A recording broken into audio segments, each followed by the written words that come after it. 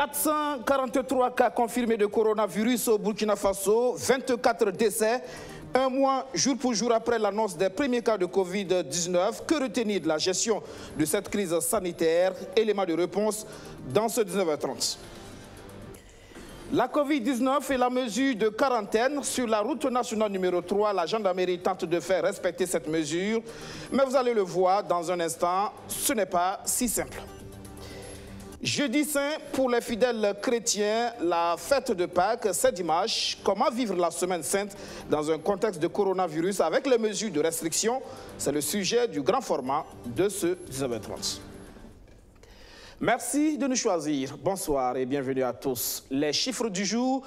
Pour commencer, le Burkina Faso passe à 443 cas de Covid-19, soit 29 nouveaux cas confirmés. La bonne nouvelle, c'est qu'il y a aussi des guéris, 12 nouvelles guérisons qui portent à 146 le total des personnes guéries. Il y a eu malheureusement un nouveau décès portant à 24 le total des décès. Et pourtant, jusqu'au 8 mars 2020, le Burkina Faso regardait de loin la maladie. Le pays n'avait enregistré aucun cas. Mais voilà, le 9 mars, les autorités annonçaient les premiers cas de coronavirus. Ce 9 avril, soit un mois jour pour jour, le pays est donc passé à 443 cas confirmés. Ce soir, retour sur un mois de surprise, un mois de psychose, un mois de gestion d'une crise sanitaire sans précédent. C'est signé Roméo Koïta. Aujourd'hui guéri du coronavirus, le couple Karambiri est considéré comme le patient zéro de la pandémie au Burkina Faso. C'est le 9 mars dernier que le pasteur Mamadou Karambiri et son épouse ont été déclarés positifs. À la date du 9 avril, soit un mois jour pour jour, le pays a franchi la barre des 400 cas infectés. Un mois après, comment le Burkina Faso a-t-il géré cette crise sanitaire? Les premières grandes décisions interviennent dès le 11 mars en Conseil des ministres. Suspension des événements d'envergure sur l'étendue du territoire national. Fermeture des établissements d'enseignement. Les lieux de culte vont suivre sur décision des leaders religieux. La pandémie se fait plus inquiétante. Le pays enregistre son premier décès lié au coronavirus et une trentaine de cas le 18 mars.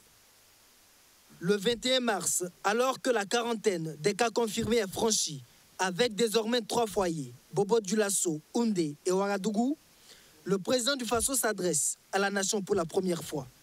Les mesures se durcissent, fermeture des frontières terrestres et aériennes et instauration d'un couvre-feu de 19h à 5h du matin. Restriction de fréquentation des lieux publics, restaurants, débits de boissons, salles de cinéma et autres lieux de loisirs.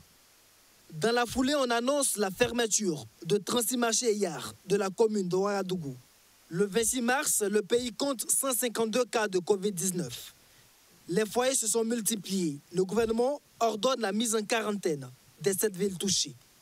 Dans la lutte contre la pandémie, les scientifiques se signalent. 2 essais cliniques sont annoncés. La chloroquine plus l'azithromycine et la pivirine, présentées comme le remède endogène.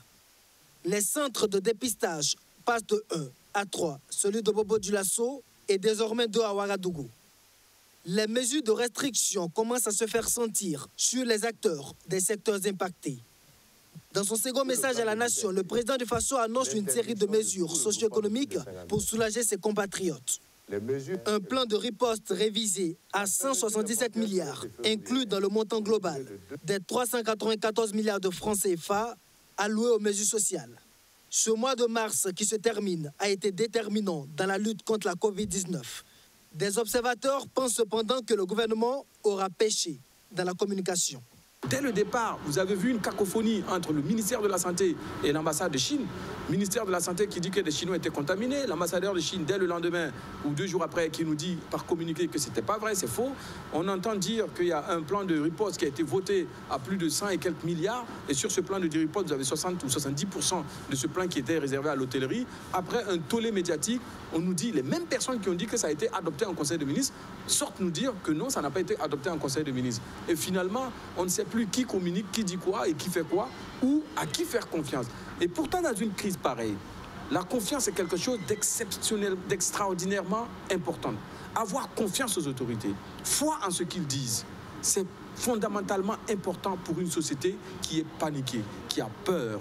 La mutualisation des efforts, l'unité et le respect des consignes, c'est à ce prix que le Burkina Faso pourrait venir à bout de cette maladie qui a déjà contaminé 443 personnes et occasionné 24 décès. Et s'il y a un relâchement dans le respect des gestes barrières, le Burkina Faso pourrait connaître un pic de 7000 cas d'ici à début mai, selon les prévisions du gouvernement.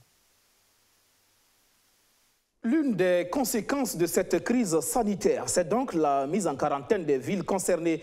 Et cette question ce soir, quelle effectivité de la mesure de quarantaine 2 semaines après le début de sa mise en œuvre? Une de nos équipes était au constat ce matin sur la route nationale numéro 3 où opère la gendarmerie nationale. Entre sensibilisation, fermeté et violation de la mesure par des usagers, ambiance avec Abdourazak Traoré. Au coup de signal du gendarme, cet usager sans une autorisation d'entrée à Ouagadougou prend la poudre d'escampetta. Il déjoue le dispositif de la gendarmerie et s'effraie un autre chemin pour tenter de regagner la capitale burkinabé. Ces cas de récalcitrants sont légion ici, sur la route nationale numéro 3, en direction de Ziniari. Les usagers contournent le poste de contrôle sous le regard, souvent presque impuissant, des forces de défense et de sécurité. Pourtant, elles veillent au grain. Plusieurs entrées de fortune ont même été barrées. Mais les usagers affluent toujours, chacun avec sa particularité. Ce monsieur habite non loin du poste de contrôle. Ce 9 avril, il n'aura pas accès à son domicile. Bon, pour rejoindre ma domicile, c'est compliqué. Il faudrait que j'appelle maintenant ma femme expliquer que je ne pourrais pas venir aujourd'hui à la maison. La voie a été bloquée. Comme je ne peux pas forcer les autorités, j'ai obligé de repartir, même si c'est dans mon bureau, patienter pour le moment. Ce monsieur, lui, veut regagner Zitenga. Il est allé chercher son fils venu de la Côte d'Ivoire, mais ignorait jusque-là les implications de la mise en quarantaine. À la question de savoir comment son fils a pu traverser la frontière, il loue les services des camions transporteurs de fret. Des passagers convoyés par des véhicules de marchandises, un phénomène dénoncé par les forces de sécurité. Cet autre usager veut se rendre à Nakamtenga, dépanner un CSPS en détresse en matière d'eau. Maintenant, comment je vais faire? Donc, dès que vous êtes parti chercher les personnes sorties de l'œil, voilà, je suis parti au CMN de 30 pour demander qu'on devrait amener une demande manuscrite jusqu'au gouvernorat. Et après, maintenant, je suis parti encore au CMN de Kosodo encore. Ce qu'ils m'ont dit, qu'il faut attendre 2 semaines encore pour avoir l'autorisation. J'ai dit vraiment, si c'est pour attendre 2 semaines, on a déjà consommé 2 semaines encore, qui est déjà, ou bien 3 semaines, depuis qu'ils ont lancé de fermer les frontières là. Ça serait difficile que moi je laisse ces gens-là avec une CSPS, avec un certain nombre de populations, sans eau, sans rien. un moyen que nos cartes de comptoir puissent permettre aux clients d'arriver. Oui, nous, on ne vous empêche pas de passer. On vous demande seulement d'avoir une autorisation. Oui. Et il y a une démarche pour ça, c'est ça que vous expliquez? Absolument. Il y en a aussi qui ont tendance à confondre laisser-passer sous le couvre-feu et autorisation d'entrée ou de sortie d'une ville en quarantaine. Mais pour aller à la maison, je ne crois pas avoir besoin de laisser passer pour ça. Après du laisser passer, Oui. il y a une autorisation du gouverneur qui vous laisse circuler. Non, C'est ce que nous on demande. à la maison chez moi. Justement, Nous sommes ici, nous partons travailler à Ouagadougou. bien sûr, pour circuler, il faut une autorisation de sortie. Non. Ça n'a absolument rien à voir. Voilà, nous vous l'avons expliqué. La police et la gendarmerie délivrent des laissez-passer qui ne sont valables que pour le couvre-feu. Et là aussi, ça répond à des exigences bien données. Et un usager ne peut pas se munir de ce laisser-passer là et vouloir quitter la ville ou rentrer dans la ville. Et toutes ces personnes-là, on est obligé de les faire repartir, malgré leurs particularités, parce que les seules autorités habilitées à délivrer les autorisations de sortie ou de rentrée des villes, c'est les autorités administratives, en l'occurrence les préfets, les hauts commissaires et les gouverneurs. Ne pas confondre laisser-passer et autorisation d'entrée ou de sortie. Ils sont nombreux à l'avoir compris ici. Il s'agit des transporteurs de marchandises et autres acteurs qui sont en règle. La gendarmerie appelle les autres qui traînent encore à leur emboîter le pas car la fin de la Covid-19 au Burkina Faso passe également par le strict respect de la mesure de quarantaine. Voilà, pas si simple donc. La mesure de quarantaine et la fermeture des marchés qui ont un impact sur la circulation et la commercialisation des produits frais. Le président du Faso a demandé aux autorités municipales de trouver la bonne formule pour permettre aux consommateurs de continuer d'accéder à ces produits. Mais jusque-là, rien n'est fait sur le terrain. Alors, les vendeuses de légumes occupent anarchiquement les abords des routes. À la mairie de Ouagadougou, on sensibilise et on promet très vite la solution pour les vendeuses. Alexis Belemnaba. Le 2 avril dernier, le président du Faso a invité les municipalités à trouver des cadres appropriés pour la commercialisation des produits frais.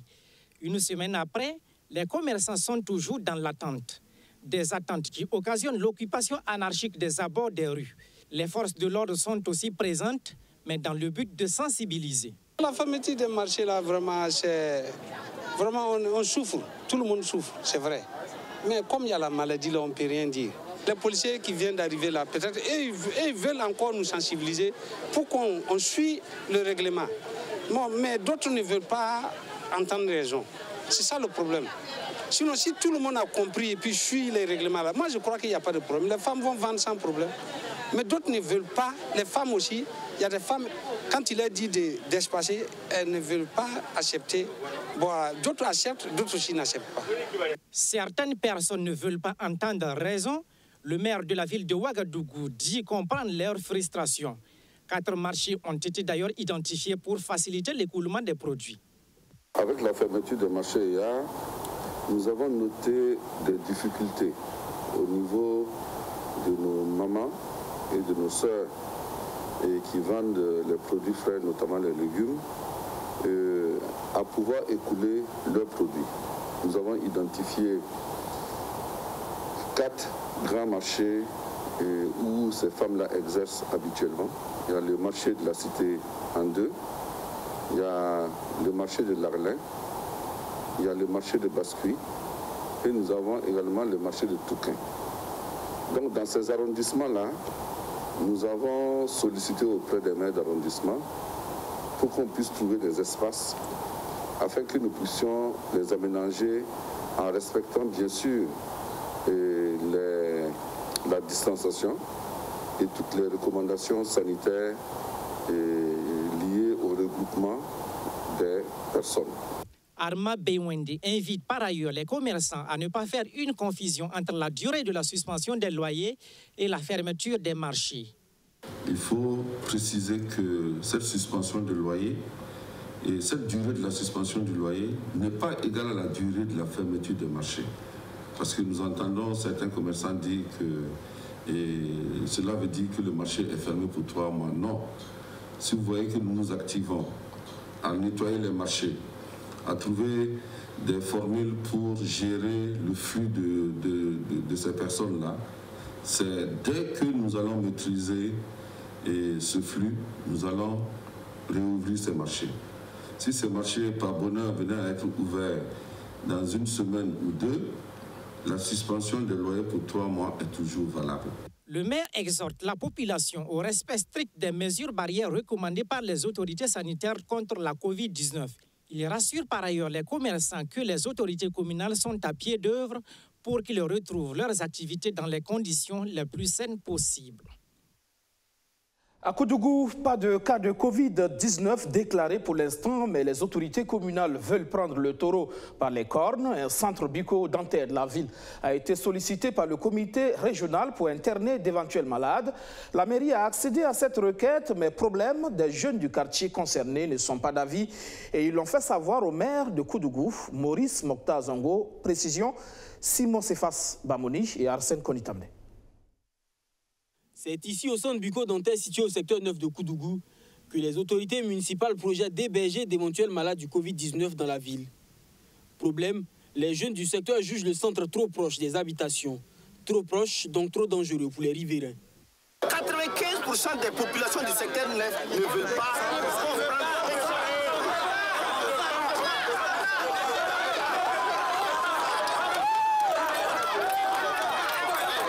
C'est un devoir d'interpeller l'autorité quand les populations sont dans l'incompréhension de certaines choses. En toute sincérité, nous trouvons qu'il est important que les fils et filles de Koudougou mobilisent davantage des ressources pour pouvoir construire quand même un local, une maison digne de son nom pour pouvoir abriter les malades. Les jeunes reprochent également à la mairie de Koudougou d'avoir choisi ce site en toute opacité sans les associer. Et nous avons pu remarquer que les populations n'ont pas été impliquées par rapport à ces grands projets. Un projet qui est noble, qui est vraiment une vision, qui est vraiment une anticipation. Mais nous avons dit, et nous avons pris tout le monde en témoin, que ce genre de projet-là, il faut chaque fois impliquer les populations pour qu'ensemble, nous nous battons, nous luttons pour que le corona-là ne soit pas une réalité à Koudougou. Pour le maire, ce centre a été choisi de concert avec le comité régional de gestion des épidémies sur demande du directeur du centre hospitalier régional de Koudougou. Maurice Mokhtar Zongo dit être disposé à poursuivre les échanges afin qu'un terrain d'entente soit trouvé. Nous sommes actuellement équipés à Koudougou pour malheureusement les éventuels cas de décès de coronavirus. Donc c'est notre responsabilité d'anticiper. Donc je remercie la population qui n'avait pas compris, parce que beaucoup de rumeurs avaient circulé autour de cette question. Aujourd'hui, après ces échanges, je pense que tout le monde est revenu sur de bons sentiments et nous allons poursuivre à travailler ensemble avec les populations. Les inquiétudes sont loin d'être levées à entendre le porte-parole des jeunes. Mais en attendant, le maire invite les populations au respect des mesures barrières pour éviter la survenue de la maladie dans la cité du Cavalier Rouge. Dans le secteur de la culture, la polémique est loin de s'estomper à propos du milliard de francs CFA destiné à soutenir la culture et le tourisme en ces temps de coronavirus. Ce matin, c'est le SINAMUB, le syndicat national des artistes musiciens du Burkina, qui a donné de la voix. Il craint pour la bonne gestion de l'aide, le manque de transparence est redouté. Abdelaziz Saré. La somme d'1,25 milliard de francs CFA destinée à l'accompagnement des acteurs culturels et touristiques sera-t-elle partagée de façon équitable? S'interroge le syndicat national des artistes musiciens du Burkina. Selon le SINAMUB, après la réception du montant, le ministère de la Culture, sans consulter les syndicats, a procédé à la mise en place d'une fêtière qui sera chargée de la répartition de la dite somme. Une fêtière en laquelle les artistes musiciens disent ne pas se reconnaître et n'ont donc pas confiance en sa crédibilité. La confiance à ceux qui ont mis le comité en place, ou du comité, il faut dire clairement qu'on peut avoir confiance. Parce que ça a été fait de façon planique. Ce n'est pas la première fois, c'est la énième fois que le ministère de la Culture tient des activités, met en place des activités qui doivent décider du sort des artistes musiciens sans nous convier. Parce qu'ils savent que, bon, nous n'allons pas accepter le flou, nous n'allons pas accepter le faux, nous n'allons pas accepter les deals. Voilà pourquoi ils ne nous ont pas conviés. Et une fois de plus, ils ont tenu cette activité. Oui, ça se fait de... C'est une bande de copains qui se disent, bon, attendez, il y a un bon milliard, 25 millions, il ne faut pas que ça nous échappe. Le ministre de la Culture ne maîtrise pas son domaine, clame le syndicat. Pour eux, à chaque fois qu'il s'agit de partage de fonds, Abdoulkarim Sango insiste sur la question des documents, alors qu'il ne fait rien pour que les créateurs aient le statut d'artiste. Dans le milieu, nous nous sommes battus même pour que l'artiste ait le statut d'artiste. Et jusqu'à aujourd'hui, il n'y a pas encore le statut de l'artiste. Nous nous battons pour la professionnalisation du milieu et jusque-là, c'est impossible. Tout le monde sait que ce n'est pas une affaire de contrat et tout. Ceux qui vont dans les provinces faire les animations et tout. Il va te trouver un contrat ou parce que tout le monde même sait aujourd'hui, du fait qu'il y a la négligence du domaine, quand tu dis même qu'il faut faire un contrat, celui qui t'appelle déjà se retire et dit « Ah, nous, on vous connaît, vous n'êtes donc... » C'est eux, ils le savent bien. En fonction des mesures qui sont prises, nous ne doutons guère, le ministre ne maîtrise pas son domaine. Selon le SINAMUB, en cette période de pandémie où tout est bloqué, la plupart des artistes vivent au jour le jour. Il invite alors les autorités en charge de la culture à procéder au paiement par anticipation des droits de représentation des créateurs dans le mois d'avril au lieu du mois de mai comme prévu. Il faut dire que quand on parle de paiement de droits d'auteur, les gens sont beaucoup plus figés sur les artistes musiciens. Il n'y a pas que les artistes musiciens qui passent à la caisse. Il y a les écrivains, il y a les artistes plasticiens, il y a les cinéastes. Aujourd'hui, ils sont en train même d'élargir la chose aux hommes de presse. Je ne sais pas si c'est encore effectif, Alors, ce n'est pas encore effectif. Donc, il faut dire, quand on parle de paiement des droits d'auteur par anticipation, c'est pour soulager tout ce beau monde-là de la culture. C'est pour soulager l'ensemble des acteurs culturels qui sont ayants droit, qui sont des ayants droit également au niveau de la dite maison. Par ailleurs, le SINABUB appelle l'ensemble des acteurs culturels à respecter les mesures barrières pour stopper la propagation de la Covid-19. Les artistes ont besoin du soutien de l'État. L'État a besoin de la solidarité des Burkinabés pour la gestion de la crise sanitaire. Le CFOP, le chef de file de l'opposition politique, répond favorablement. Ce matin, il a fait don de 6 millions de francs CFA au ministère de la Santé. Arsène Konitambe. Le chef de file de l'opposition politique, solidaire de la lutte contre le coronavirus. Un chèque de 6 millions de francs CFA remis au ministère de la Santé pour contribuer à la riposte contre la pandémie. Une somme recueillie grâce à des contributions internes des partis affiliés à l'institution. L'opposition est ici dans une démarche républicaine et patriotique. Nous sommes tous des Burkinabés. Il arrive que dans le combat politique que nous menons, avec ceux qui sont au pouvoir, nous ayons des divergences, parfois très fortes, et nous exprimons. Mais là, nous sommes face à un fléau qui frappe la nation et il est important que l'ensemble des forces de notre pays se mettent ensemble. C'est donc cet esprit de rassemblement qui nous conduit ici et qui nous conduit à confier au gouvernement en place cette modeste contribution-là qui doit contribuer donc, à s'ajouter à d'autres contributions et permettre donc à la nation donc, de faire face donc, à cette pandémie. Le directeur de cabinet du ministre de la Santé salue l'esprit républicain et patriotique qui anime ce don de l'opposition burkinabé. Ils ne se sont pas assis dire que oui, dans tous les cas, nous sommes opposés au gouvernement. C'est son problème, qu'il se débrouille. Non, spontanément, ils ont lancé une cotisation en leur sein et on peut rassembler 6 millions de francs CFA qui vont servir dans cette lutte à acquérir le matériel de protection, les équipements, les produits et tout ce qui rentre dans le cadre de cette lutte contre le Covid-19. Et laquelle lutte, nous espérons, sera victorieuse et dans un bref délai. Les partis affiliés au CFOP appellent au respect des mesures édictées par les responsables de la riposte contre le coronavirus. Zéphirin Diabré invite les populations à la solidarité pour faire face à cette maladie qui affecte le quotidien de tous les Burkinabés. L'IFRIS, l'Institut de formation et de recherche interdisciplinaire en sciences de la santé et de l'éducation, n'est pas en marge de cet élan de solidarité. Il a remis hier à 2 centres de santé de référence du matériel d'hygiène et de protection estimé à 3 millions de francs CFA. Majid Bakou. La chaîne de solidarité face au Covid-19 s'allonge et c'est l'Institut de formation et de recherche interdisciplinaire en sciences de la santé et de l'éducation IFRIS qui fait appel à sa responsabilité sociale. Il offre ici des kits d'hygiène et de protection à la pédiatrie Charles de Gaulle et au centre hospitalier universitaire Yalgado Ouedraogo. C'est un ensemble constitué d'un lot d'alcool. C'est un ensemble d'éléments qui doivent pouvoir permettre de constituer un gel hydroalcoolique. Il y a donc l'alcool, il y a un peu de gel et puis il y a un peu d'eau de javel. À côté de ce matériel qui va permettre de faire du gel hydroalcoolique, il y a également des bavettes et également des capes pour la protection donc, des cheveux. Accompagner le personnel soignant dans la lutte contre le Covid-19, c'est tout le sens de ce geste.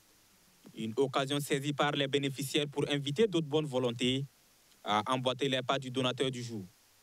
D'ores et déjà, nous disons merci à l'IFRIS pour ce geste et qui va vraiment renforcer notre dispositif d'hygiène et de lutte contre le Covid-19. Donc, il va sans dire que nous avons encore beaucoup d'autres besoins en termes de les mêmes matériels de protection. On en veut davantage parce que vous n'êtes pas sans savoir que le plan Yalgado, c'est plus de 1400 agents. Et ceux qui sont dans les services directement cliniques, là, ils ont besoin vraiment de tout ce qu'il faut pour que le travail puisse bien se passer. Donc c'est assez important pour l'hôpital Yalgado de lancer un cri de cœur à travers votre micro et à travers vraiment ce geste de l'IFRIS-là pour dire à d'autres personnes qui ont des possibilités de venir nous aider, qui par des savons, des solutions ou des gels hydroalcooliques, des lave-mains ou tout autre présent. L'ensemble de ces dons s'élève à 3 millions de francs CFA. IFRIS est un institut privé qui forme des cadres de l'éducation et de la santé en licence, master et doctorat. En route pour la résurrection du Christ, nous sommes le jeudi saint. Normalement, les églises devaient grouiller de monde, mais hélas, Covid-19 est là et emmerde tout le monde. La semaine sainte en mode coronavirus, c'est le grand format de ce 9h30 et c'est avec Luc Pabelgem. Depuis le dimanche 5 avril, dimanche des Rameaux, l'Église catholique est entrée en semaine sainte. Cette semaine sainte en 2020 est marquée par la maladie du Covid-19 au Burkina Faso. Dans ce contexte, les sentiments sont mitigés pour les fidèles chrétiens, même si la foi, elle, reste inébranlable. On n'a pas beaucoup de choses, on ne peut pas faire. Et vraiment, c'était le moment où on devrait avoir les grandes messes, les grandes célébrations, les grandes manifestations de notre foi. Parce que c'est le Christ est ressuscité. C'est pour ça que nous avons notre foi. Saint Paul nous dit, si le Christ n'est pas ressuscité, en vain notre foi. Mais le Christ est ressuscité, le prémisse de tous, et c'est lui qui nous est le gage de notre résurrection même, de notre vie. La passion, la mort et la résurrection du Christ constituent le fondement de la foi chrétienne. Habituellement, les activités de la Pâque débutaient le jeudi saint, le jour où Jésus a institué l'Eucharistie et les églises accueillaient du grand monde. Aujourd'hui, nous avons célébré l'Eucharistie entre nous, de prêtres. Il y avait quelques religieuses, mais très peu.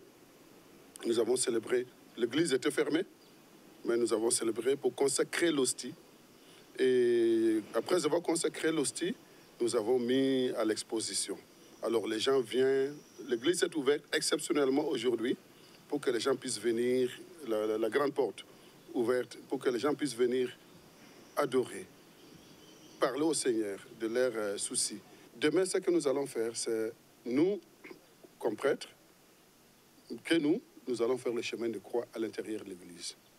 Et après, je vais exposer la croix de Jésus, soit à l'extérieur ici, soit à l'intérieur, mais sans cérémonie. Il n'y a pas de chemin de croix pour le public.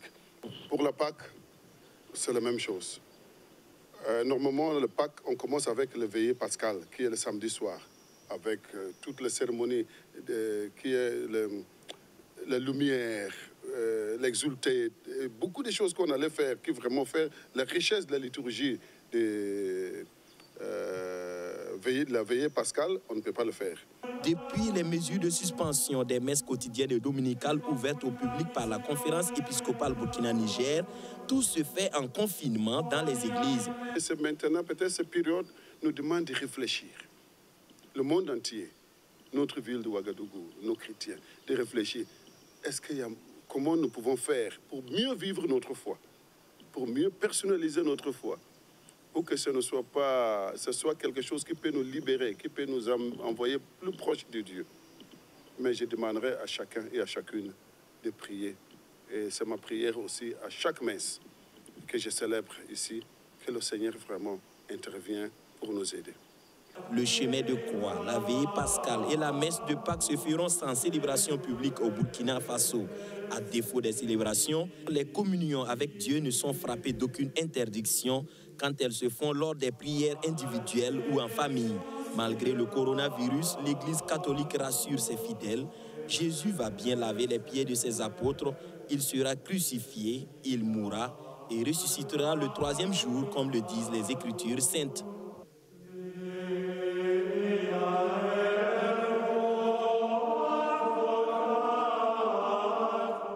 C'est la fin de cette session d'information. Merci de l'avoir suivi. Restez avec nous à 20h15, le journal La Langue nationale Morée.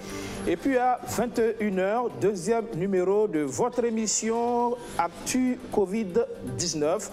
Occasion donc pour Herman Nazi et Stéphanie Zongo de revenir sur l'actualité du coronavirus, mais également sur Covid Espoir, cette initiative de collecte de fonds au profit donc du Chorus. Merci de nous avoir suivis. Excellente soirée sur notre chaîne. Bonsoir.